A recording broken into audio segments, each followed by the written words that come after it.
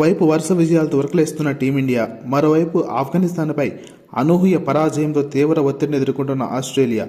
ఈ రెండు టీమ్స్ మధ్య జరగబోయే మ్యాచ్ పైనే ఈ టీ20 వరల్డ్ కప్లో ఆస్ట్రేలియా యొక్క భవిష్యత్తు ఆధారపడి ఉంది. ఈసారి మాత్రం సెమీఫైనల్స్ బెర్త్ చాలా ఆసక్తికరంగా మారాయి.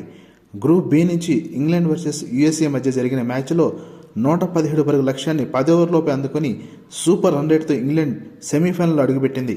సౌత్ ఆఫ్రికా వర్సెస్ వెస్టిండీస్ మధ్య జరిగిన హోరాహోరీ పోరులో విజయం సాధించిన సౌత్ ఆఫ్రికా సెమీఫైనల్కు అర్హత సాధించింది.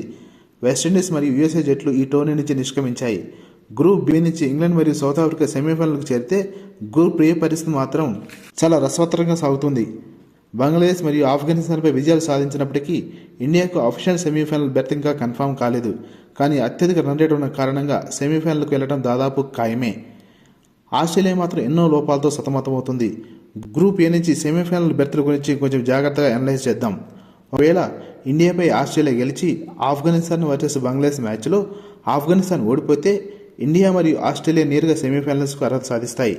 అలా కాకుండా ఆస్ట్రేలియా ఓడి ఆఫ్ఘనిస్తాన్ గెలిస్తే ఆస్ట్రేలియా ఇంటికి, ఆఫ్ఘనిస్తాన్ సెమీఫైనల్కి వెళ్తుంది.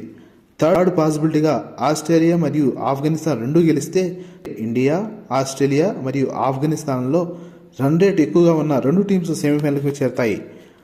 ఫోర్త్ పాసిబిలిటీగా ఆస్ట్రేలియా మరియు ఆఫ్ఘనిస్తాన్ రెండూ ఓడితే ఇండియన్ టీం డైరెక్ట్గా సెమీఫైనల్కి వెళ్తుంది.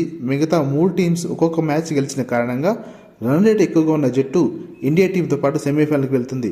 నా అనాలిసిస్ నచ్చితే దయచేసి లైక్ చేసి సబ్స్క్రైబ్ చేస్తారని మనవి.